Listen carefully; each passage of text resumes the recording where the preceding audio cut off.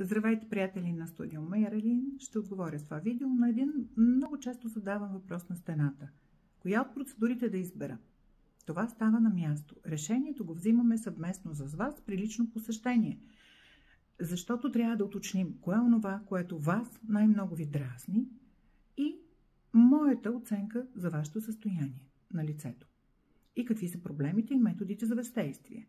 Методите са безкрайно и много различни. Те се променят непрекъснато и гамата на възможностите ми е неограничена. Всичко е въпрос на правилна, индивидуална преценка за вас. Могат да бъдат с механично въздействие, химично въздействие, лъчево, т.е. различните видове лазери, пико, диоден, александритен лазер, могат да бъдат с така нареченото HIFU 7D, т.е. свръхбърз ултразвук в дълбочина лифтирането, могат да бъдат кислородни терапии, мезотерапии, иглени мезотерапии, абсолютно много, безкрайна гама за различните проблеми на химически пилинги. В момента те са в различни комбинации, за да могат да третират различни проблеми.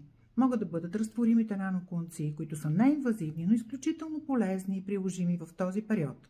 Тоест, имаме различни, безкрайно адекватни, свързани с високи технологични възможности, умения да направим лицето ви красиво и естествено. Благодаря ви за огромния ви интерес.